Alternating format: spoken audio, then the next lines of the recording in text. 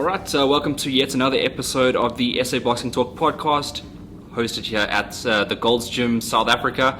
Welcome to you, Devon Miller. I don't know how to refer to you as the fitness guru. Definitely not the fitness guru, but basically, I'm not actually sure what I do, but I do a lot of everyday today running and management of the gym. Probably just easiest as GM or manager in the gym, yeah. But when you look at you and you look at your social media, it's all fitness. Like you promote fitness, like a healthy lifestyle. When did you get into basically the fitness industry? Sure. I think the fitness industry is quite a broad term, but I've always, probably since the age of, ever since I was young, I've been involved in fitness or sport, training. Always had a passion, I'd say, more for performance. There's definitely something I've always leaned towards, and competitive performance, I think, has always been quite a driving factor for me, and it's helped me get through a lot throughout my life. I think being involved in sport, competitive sport, has been key. So probably since the age of 8, I was already involved. I used to play soccer quite a lot when I was younger. Quickly realized I was pretty useless. But I was always been then leaning towards more aerobic sports or your endurance sports, and that's where I got into rowing when I was about 13, I think, grade 7. Okay. The school that I went to, Bishop Devon, actually offered rowing, and decided to ditch soccer, and then got stuck into rowing. So it took you like 7 years before you realized that soccer wasn't for you? Something like that. I mean, I was always involved, but just I think the hand-eye coordination is... What position did you play? I used to play wing, because I was fairly quick, and fit, and then or striker. Right. So when you got to the rowing, like what was it about rowing that like drew you in? I think for me, so what I found frustrating with soccer, and I think there's the only other sports I can think of is golf, or actually any ball sports maybe, is necessarily the work you put in doesn't always necessarily equal your talent. So I was looking around, I was going to all the trainings, refused to miss a session, would do extra running sessions, but I almost found the more I trained at soccer, the worse I got somehow. And you'd look around at the other guys who were naturally talented, and I think that they could read the game better, and that used to frustrate me a lot about team sports, or where a skill's involved, like golf's a good example as well. You sometimes see golfers, the harder they train, the worse they get. There's some guys that are just incredibly good at... Could be overthinking as well, right? Overthinking, there's a whole lot of components in that, and rowing, what probably really got me into it was the fact that, the work you put in is generally, you will see the benefit of that. If you miss a training session, it comes down to race day, you're not going to be able to put out the performance that you would have if you had those training sessions in the bag. So I quite enjoyed that fact. And I think like running, cycling, any of those sports, you've got to put in the hard work. Well, rowing is also like a team sport as well, right? I mean, there's usually 4 guys going to the Olympics in a rowing team, or there's individuals as well, right? Yeah, 100%. So rowing, I'm still very passionate about rowing.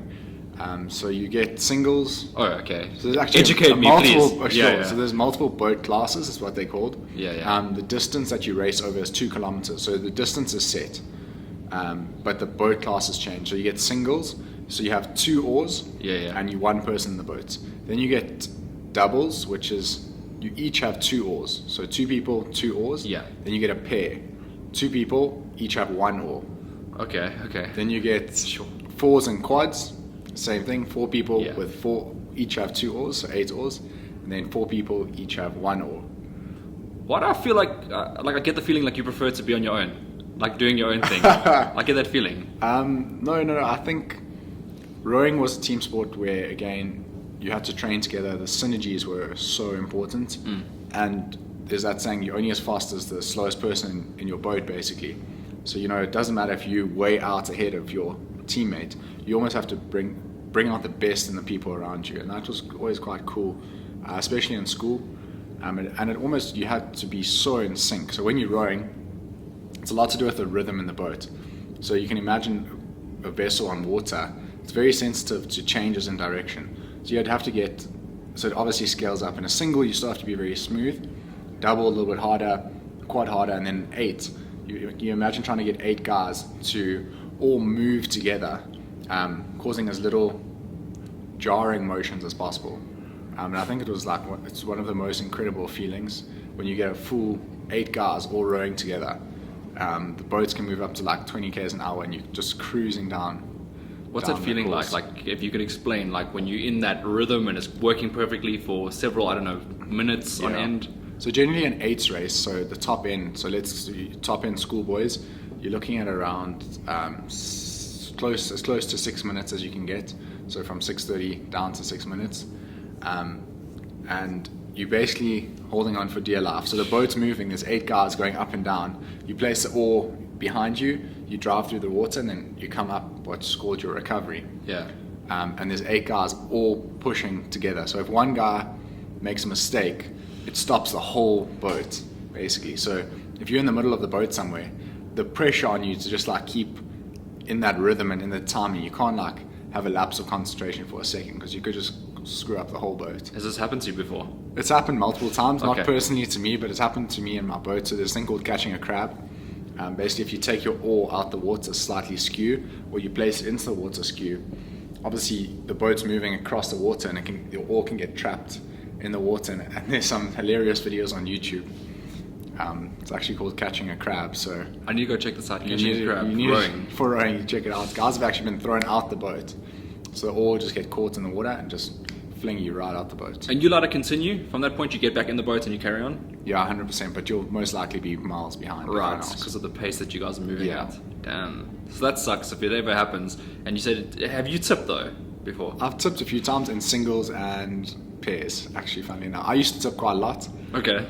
in my single, I think because I was always on the edge of what I should be doing. But yeah, it was fun. It's part of the sport. That takes me like to the next part, because like a lot of people, you know, they eat different things, and I noticed on your Instagram profile you plant based, and you have I asked you before this, you have a different way of doing it. It's like you're not vegan, you're not vegetarian. Yeah. Could you explain to us what you mean by plant based? I think nutrition's fitness. I was thinking about this quite a lot recently, but fitness and nutrition are probably the two of the subjects that there is no right or wrong way to do it.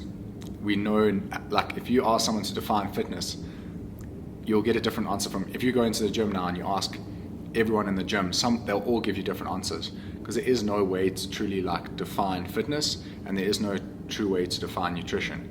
You speak to some of the guys in the gym, they're doing crazy things with their nutrition. I'm plant-based, some people only eat meat, and Okay. certain diets work for different people. Like no vegetables whatsoever. Yeah, there's these crazy diets, the carnivore diets, where guys would just eat meat, literally only meat. Wow.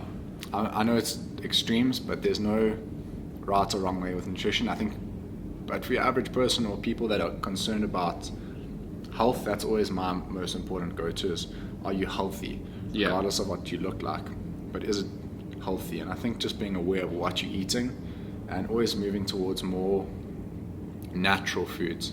A lot of the food we eat now is highly processed.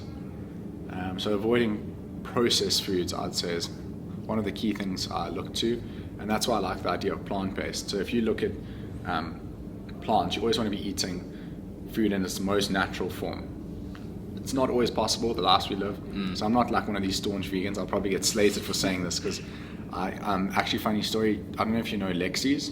Yes, I do. There's Bedfordview. Bedfordview, she's a really cool chick, and she's also plant-based and vegan. But she gets a lot of kickback for calling herself vegan, and then she actually has a meat burger in her restaurant, and she's really been up against it with some of the vegans, because they get so staunch on that mindset. You're either vegan or you're not vegan. There's no like in between. It's quite hectic. But I think we need to start pushing people more and more towards thinking about cutting down on the meat. Right. I don't think meat's as important as everyone makes it out to be. It was a bit of a myth, I think. Especially in your protein, bodybuilding, yeah. protein, like eggs and massive amounts of protein. I think you can start to cut it back. Like, I like the idea of meat-free Mondays. I do that. It's a great way to start and slowly like build yourself into eating less meat, and you can still get all the protein and the nutrients that you need from other food. So how long have you been doing this for? So in November it'll be 2 years. Okay. And do you feel a difference in your body, or is it not necessarily that big of a difference? So I think I've always been my food's never. I'm not a person who's like always craved food and sweet stuff. So since I was young, I was Not like me. I do. Do you love your sweets? Love my sweets. Or lately, yeah. I think, and sugars, I was actually having a conversation with a guy this morning, but sugar's definitely addictive. It's like becomes a habit. It's like a drug, no? It's 100% like a drug. You just crave that like sugar kick. And I'll find if I eat something like sugary, you'll usually feel pretty shit within an hour or so after eating that. You'll usually have like a slump, I find. So when I went, the biggest, as I was saying, actually, so I've always been pretty conscious about what I eat. I'm just trying to make healthier choices. So if you go to a restaurant, like try avoid the chips and have a salad. Like small, sustainable changes, I'd always advocate, as opposed to doing these radical diets. Just slowly implementing changes, like cutting out sugar. That's one of the best things you can do. If you're someone who drinks, like, I see oaks putting like 3 sugars into their coffee, I want to just be like, no, that's the first thing. Cut that sort of stuff That's out. the easiest thing actually to cut. Small changes like that, and you just start to see this knock-on effect. So I've always been pretty conscious about what I eat. But then I was getting quite tired in the day. So I watched that movie Game Changers. Mm-hmm. My girlfriend Robin, she's actually a qualified nutritionist, and she's been vegan for probably 4 years now. And she was so we actually moved in together. I was still eating meat, and it was quite a mission, like cooking meat. We always had to cook like 2 dishes. I can imagine. It was a bit of a pain, so I thought, screw it. Watch the Game Changers movie. I thought, okay, let's see how this goes. Just suddenly stopped eating meat. I was like, if I'm going to do it, stop eating meat. And I actually felt for the first bit, I didn't have such bad dips. Like I used to get quite tired after eating heavy meals, and I think the meat sits in your stomach for a long time. It takes a lot of energy to actually digest. Yeah. So when I made that change, I'd say the biggest difference was my energy was more sustained throughout the day. Other than that, no massive changes. Any negatives though? Like, is there any negatives to it? I'd say it's hard. It's not an easy diet to follow. You have to be careful of your vitamins, the nutrients you're getting in. So I'd say if you're not someone who's willing to like do the research, prepare your meals, make sure that like dinner time's always really important for us. We make sure we got like leafy greens, because that's always got your irons, all the nutrients and minerals you need. If you're not prepared to like prep and have good quality food, I wouldn't recommend it, because definitely eating meat's an easier way to be healthier. But if you're prepared to do the research and like make sure you're prepared, it's definitely something you should look into. And I get everyone's different and everyone's like body's different and how it works, but I'm not asking you to recommend a diet, but what's your diet? Yeah, so plant-based. I try eat a lot of leafy greens, a lot of lentils, beans, chickpeas, black rice, and just try to make healthier choices. Move away from your processed foods. So you'll see even there's these like Fry's Family, those like fake meat alternatives. Yeah. I'll only eat those like on a weekend if we go into a braai or something, because then you can, you freak people out. If you say you come into a braai and you don't eat meat, people go crazy. So that's where I'll eat the more processed foods. All right, so you don't shy away from that. So you will bring your own meats, not meats, but like meat, simulation of meats. 100%. Yeah, of course. Just because you live in a world where it's South Africa. Exactly, I mean, people are like our meat culture, eaters. Yeah. Exactly. So it's just easier. But another cool thing to do on the braai is mushrooms. Okay. You can do some beautiful like mushroom burgers in a way, and they taste so good. So like fried mushrooms, you get those big mushrooms. I can't remember what they're called, but those on the braai taste amazing. Do you try and encourage people to do this, or is it like each person to their own? Each person to their own. You can't force anyone to do anything, and or you don't recommend it, or I will recommend people try it. I do think people eat too much meat, especially I think meat nowadays is. I don't think it's good quality. I think a lot of the meat we consume is like highly like antibiotics in the meat. So you don't even know what they're not healthy farms. It's not. I just don't think it's an ethical practice really. So I'd say, you can cut down on your meat definitely, and look for better quality sources of meat. The best things I actually ran with a guy this weekend. He said he goes hunting, so he'll shoot like I can't remember the buck's name, but he'll shoot a buck, and then he's sorted for a year. He actually What? he'll do one hunt and Yeah. then keep that meat. So he does maybe 2 hunts a year, Yeah. and then he knows where that meat came from. It doesn't have all the chemicals in and the antibiotics, and it's not a cow that's stuck in a little shed. He's Yeah. actually caught a real game.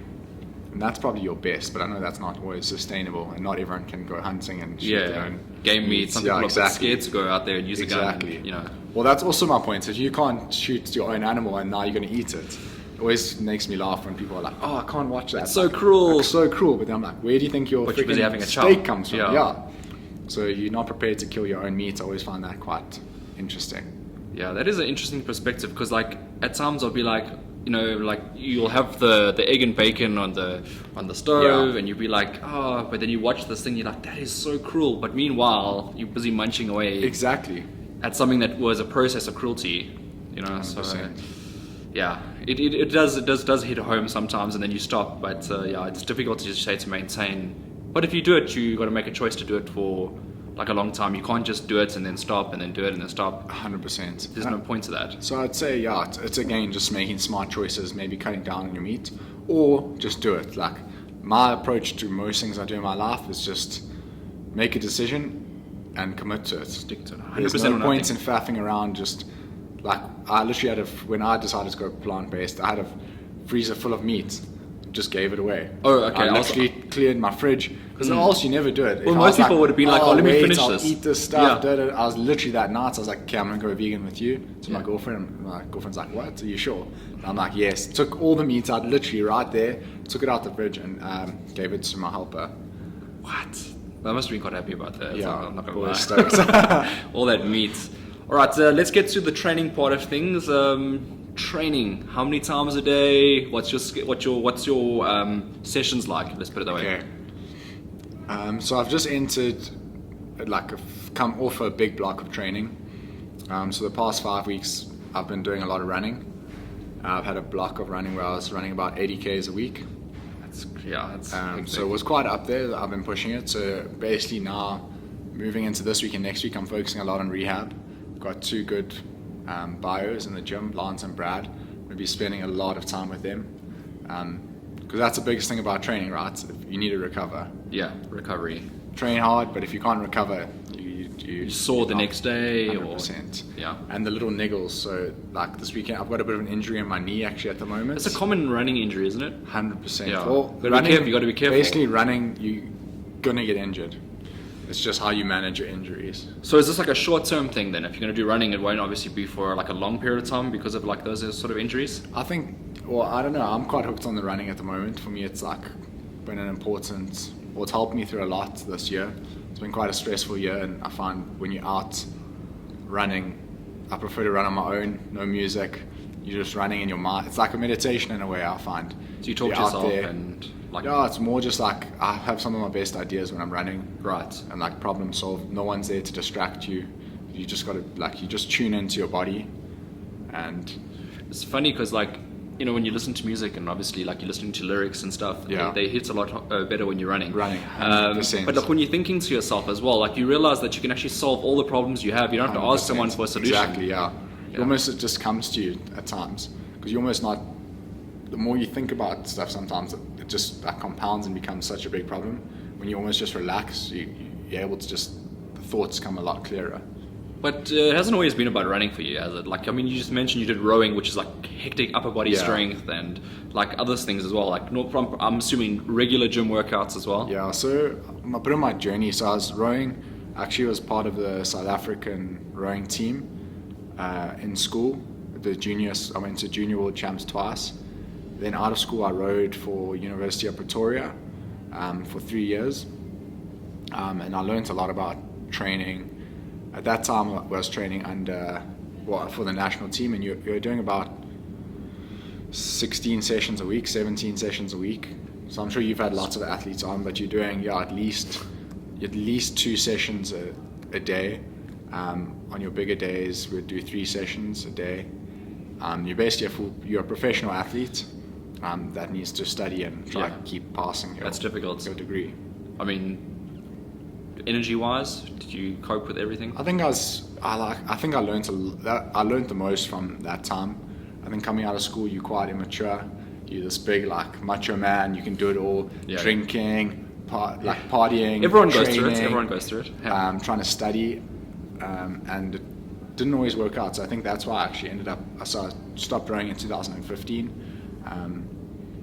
I think professional sports, you need to be really mature about your approach to it, understanding that you do have to sacrifice a lot. You can't be out partying till 12 at night, 2 in the morning. Yeah. Then you're going to training sessions, you're absolutely breaking your body. Then you're trying to study, there's just no time to recover, and something's going to take a toll. So you learn a lot from that, and you learn, I think, like a mental fortitude going through tough times when you just get on with it. But approach to training and training sessions, you have to come with a purpose. And I think anyone who wants to be serious about competing at a high level, you've got to be willing to sacrifice.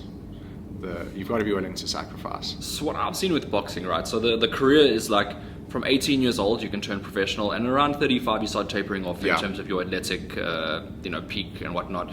But you only have, let's just say, 15 to 20 years of that industry. Give it your all, because in that time you'll reap the most rewards. You can live a good life afterwards. Yeah. But you see guys that it gets to them, like they're like as you mentioned, they party, but they party throughout their career. Yeah. They're basically never at their full potential. Yeah.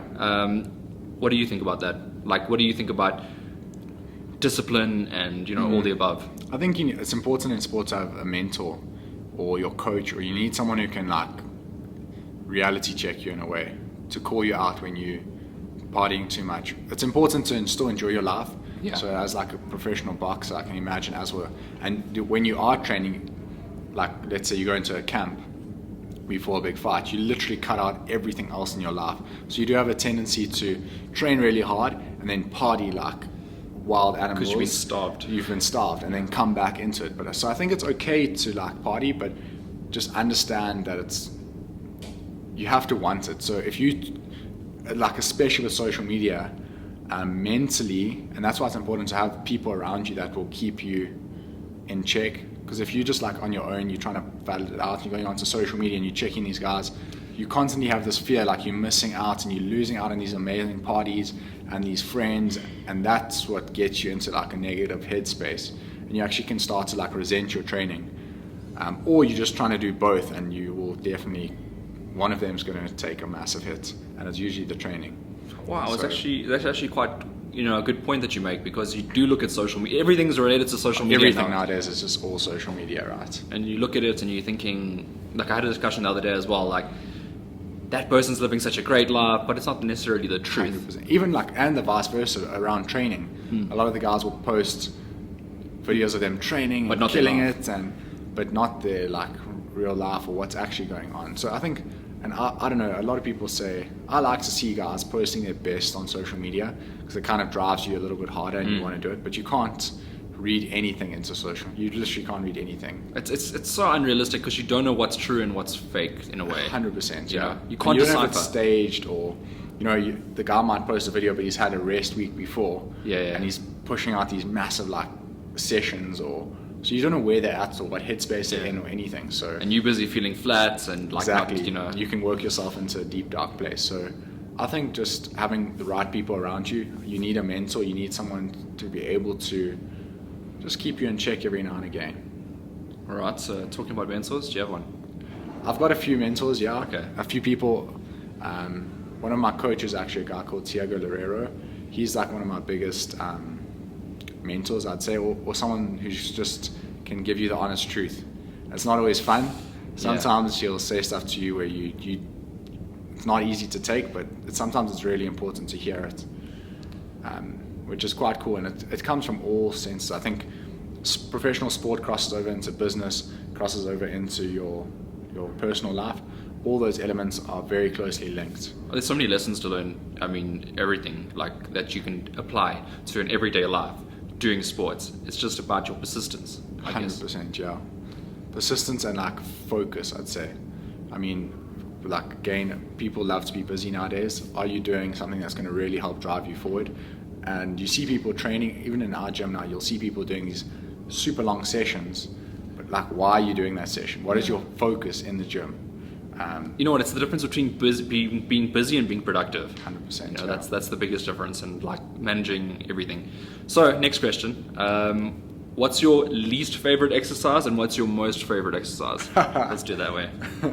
I don't have a least favorite exercise because No like ways. the things that suck, you need to do them. It's probably what you need to be doing. Okay, what sucks the most? So I'd say, for me personally, it's the rehab stuff, stretching. It's because it's kind of boring. I hate it, like, because it doesn't. There's no value. There's huge value to it, but you don't see At the time. like a metric, or you don't see. It doesn't get your heart rate up, or you can't like. So silly things like, I don't know. You know where you do like little. I stand on a Bosu ball. Basically, with the trail running now, it's a lot about your ankle strength Okay. and mobility. So you Because of the can terrain. imagine the terrain's so rough. So you're like standing on a Bosu ball and you're like just balancing there. I'm like, this is so stupid. Like, I'm not getting any value. You're not going to get stiff from it. But it's the little tendons that you're basically working and trying to keep stable. Right.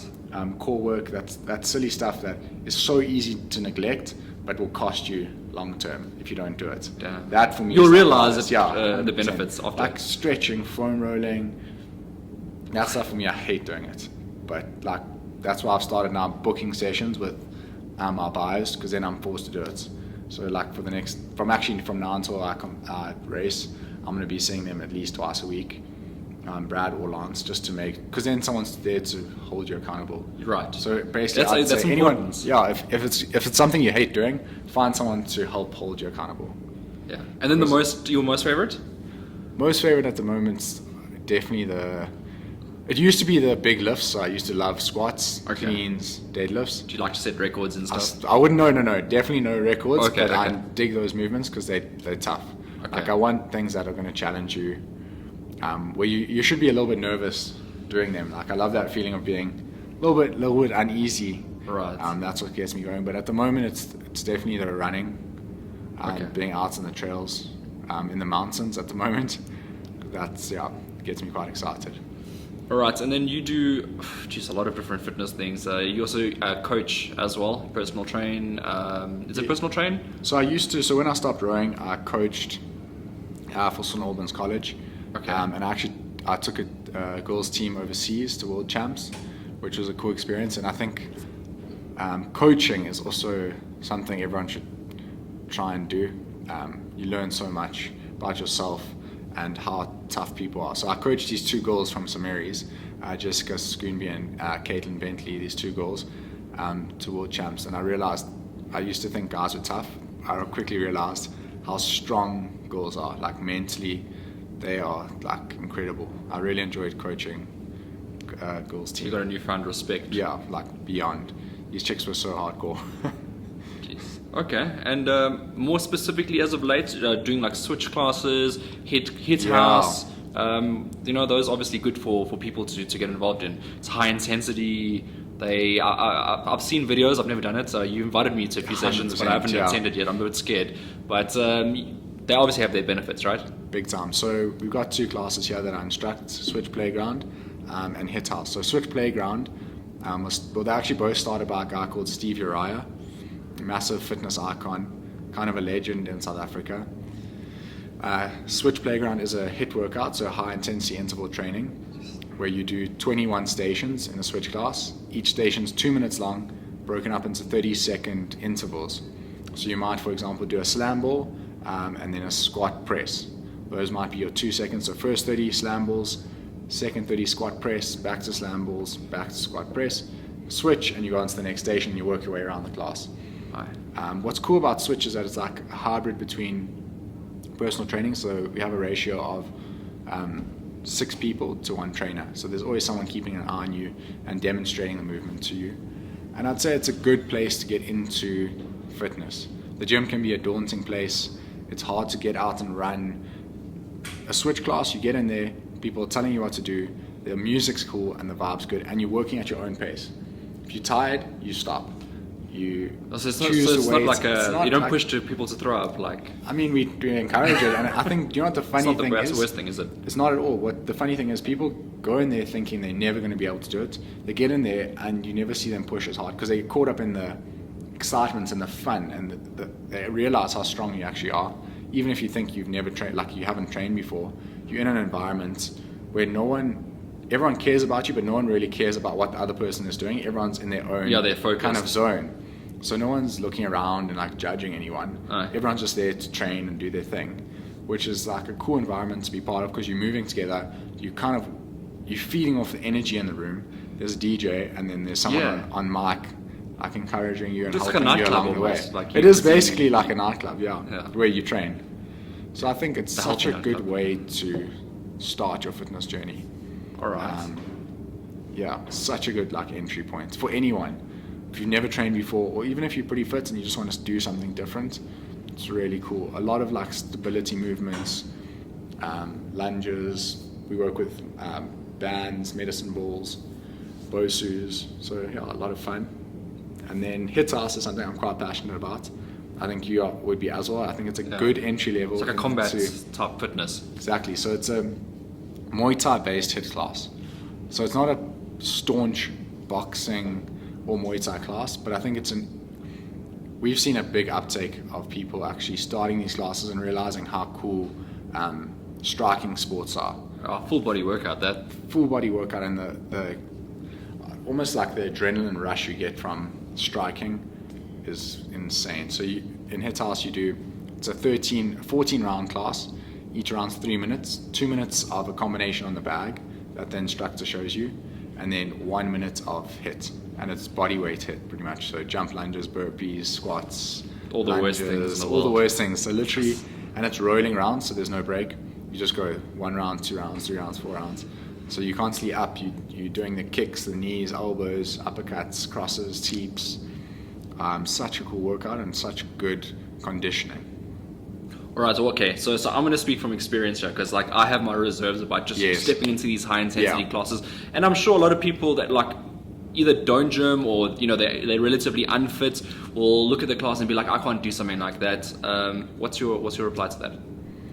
I'd say, I never want to say to someone if you do feel nervous, it might be better to go. So we're building a performance center in the gym for that reason. So if people are nervous or coming out of COVID with any comorbidities, or there might be an underlying issue that you're nervous about, you can come and see us and we can do an assessment on you and advise you on the best way to get forward. If you're just scared of training, I'd say again, rip the bandage off, just get in there and do it. It's not going to be as bad as you think. I think sometimes, it's like jumping into a cold pool. The more you stand on the edge, it gets worse and worse and worse. And if you just kind of close your eyes, 3, 2, 1, go, you most of the time like that wasn't as bad as I thought. You have a tendency to build it up in your head for so long. So just jump in, just do it. Just jump in and do it. All right, and talking about going back to the running topic again, your long distance running now. You mentioned doing but I've seen you send me like reports of you doing mountains and running up everywhere. Like these are hectic distances, like I wouldn't say mini marathon. They're almost marathons. Explain to us sort of the excitement and why you enjoy it so much. So I think in the beginning, or actually, so coming out of lockdown, it was a tough time. I was training quite hard in lockdown, and I was getting quite fit, but I didn't know what I was training for. And I was doing a lot of CrossFit workouts. I was doing strength workouts, and I was kind of messing around. Didn't have like a clear drive.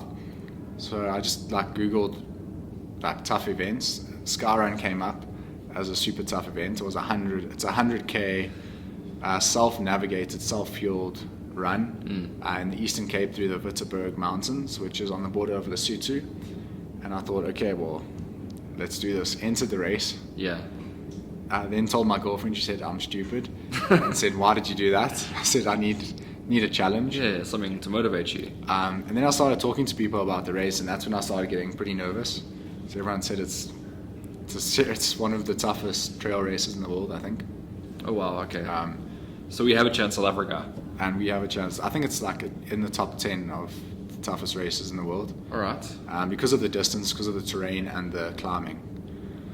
And it's such an incredible event. The guys that organize it, the Skyrun team, are seriously good at what they do. But I think having a goal like that, personally for me, just helped shape my whole life. Everything in my life just had a little bit more purpose. From work, just to the way I thought, the way I trained. Everything just started to to come together a little bit more, as opposed to just faffing around.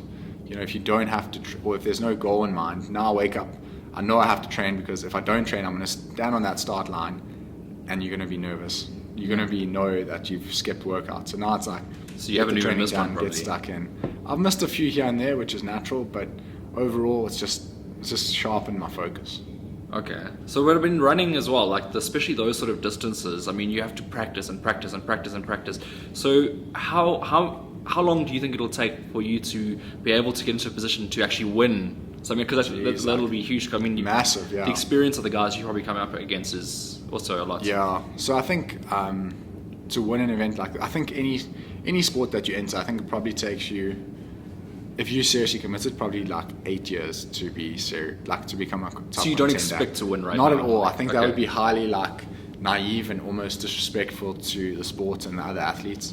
I think there's some South Africa's got incredible trail runners and athletes in general. South Africa's got incredible athletes. So yeah, you have to respect the competition and respect the events. It's not a joke. I suppose it goes for like any sort of discipline that you get into. You've got to put in that time, and you can't expect results to be like, oh, I'm going to win everything from the beginning. Exactly. But it must be frustrating for someone like you, who's like been in, like, you've been doing all different things, rowing, like weightlifting, these classes. I mean, all the things that add together, and you know, you're going towards something new now, and it's like you see results, but it's like small steps.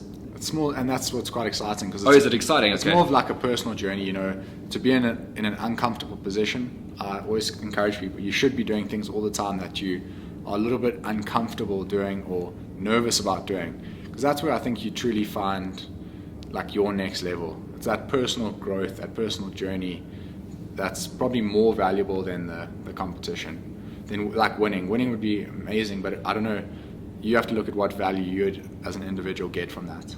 So a lot of life now is like instant gratification, where you just, here's the start, there's the end, you just want to get to the end, but you don't want to enjoy the journey. So your part is like more enjoying that journey. 100%, yeah. All right. 100%, all about the journey and just being a little bit uncomfortable. Sometimes I think life's too easy for most people.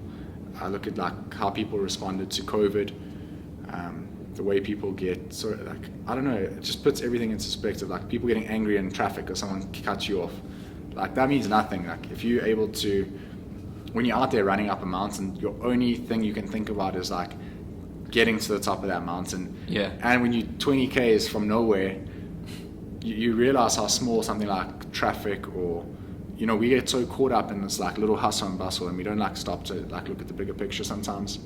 And sometimes we let silly things just stress us out. Whereas if you're doing things that are difficult, I believe it makes the rest of your life easier. That's saying sometimes the hard path is the easy path. And it goes without saying, obviously you're representing Gold's Gym. Do you do all your training here at Gold's Gym? Pretty much all my training, yeah. All my strength and conditioning, all my... So you can become an elite runner training here? I don't know about elite runner. I think we don't have any like specialized coaches for running, but we do have incredible facilities and incredible, as I said, our like performance center team. Brad and Lance, who are heading that up, they're world-class buyers, and they really know what they're doing in terms of recovery and assisting guys with their rehab work, which is key. So you guys got a whole bunch of different things that you're working towards. Even now, I mean, the gym as it is, I mean, I walk through this gym and I'm like, world-class facility, and you're still adding to it. Yeah, you always have to be looking to keep growing and figuring out how you can get people. We want to take people. You don't just people just come and leave. You want to make sure that we can take people on more of a fitness journey. So, for example, a switch class is great, but then you might not be seeing results, and maybe we need to change your training. Maybe you need to be doing more weight training, less switch classes, or for example, runners. You tend to just see these runners just pounding the roads all the time, but they're not losing weight. They're actually not that healthy. They're not eating right. So maybe they need to go see a dietitian. That's also something we're looking at getting involved. Maybe they do definitely need to do more strength training. Everyone needs to do strength training. Okay. And just helping people, guide them on a journey, as opposed, as you said earlier, not a quick fix. Yeah. We want to take you on a journey and build you into a lifestyle. And that's where the community comes in, I think, at the gym.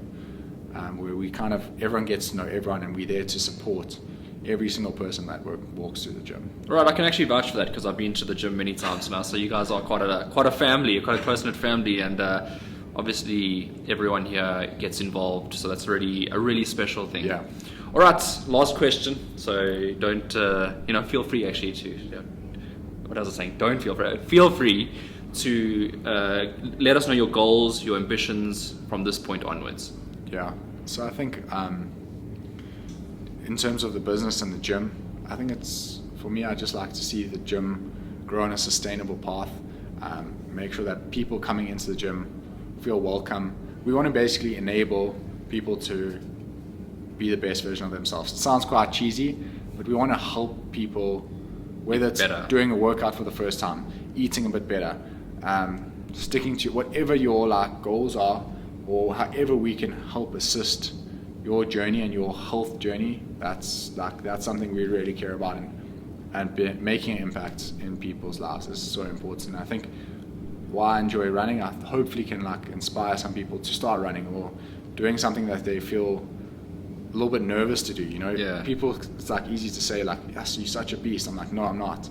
It's just something that when I was started the race this weekend, I was literally shitting my pants, standing on the start line about to run 60 Ks on Saturday. But when you get to the end, you realize, shit, you're actually much stronger than you think. And hopefully a lot of people coming through these doors can start seeing their potential as well, which is something we really feel passionate about. All right, so hopefully people will do that. Obviously, you will see people coming through the doors all the time anyway. Yeah. But if you can make them realize their dreams, that's also really special. Thank you for coming on today. It's been quite an educational thing for me personally as well, because my fitness journey came to an end. Needs to get you back into the swing of things. Yeah. But yeah, it's. I say it's difficult. Probably not as difficult as I think. As you said, rip the band-aid off and just do it. Do it. That's the most important.